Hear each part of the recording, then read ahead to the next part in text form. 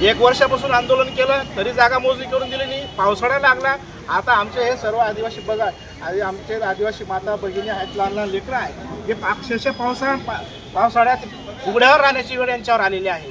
आणि जर आम्हाला तिथं गावामध्ये जर उघड्यावर पावसात राहण्याची वेळ आज प्रशासनाने आणली आहे, तर आम्ही तिथं उघड्यावर का म्हणून राहायचं? आम्ही या बिऱ्हाड आंदोलनाच्या माध्यमातून आज सर्व बिऱ्हाड घेऊन आमचे सर्व परिवार कुटुंब असेल आम्ही तहसीलदार साहेबांच्या कॅबिनमध्ये त्यांच्या दालनामध्ये पाऊस आल्यानंतर आम्ही हे सर्व बिऱ्हाड घेऊन तिथं राहणार आहोत. आता पावसाची वाट पाहतो आम्ही. पाऊस सुरू झाला हे सर्व बैठण काढी उचलो आम्ही आणि तहसीलदार साहेबांच्या कॅबिनमध्ये बिऱ्हाड टाकून आम्ही राहू तिथे पाणी लागणार नाही, काय टेन्शन नाही, ऊन वाऱ्याची भीती नाही. त्याच्यासाठी हे बिऱ्हाड आंदोलन आमचं आहे.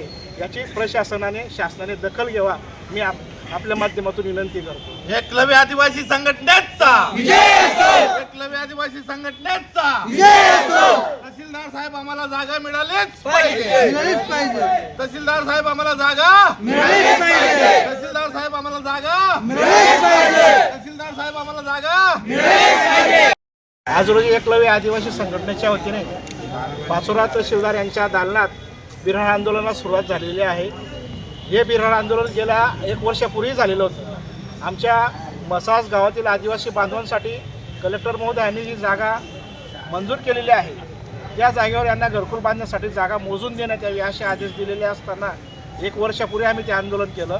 1 वर्ष झाला. त्या 1 वर्षामध्ये भूमी अभिलेख यांच्याकडून त्या जागा मोजणी करून यांच्या ताब्यात आत्तापर्यंत देण्यात आलेलं नाही. गेल्या 3 तारखेला त्या गटामध्ये मोजणी करण्यासाठी भूमी अभिलेख काही पंचायत समितीचे अधिकारी आले होते.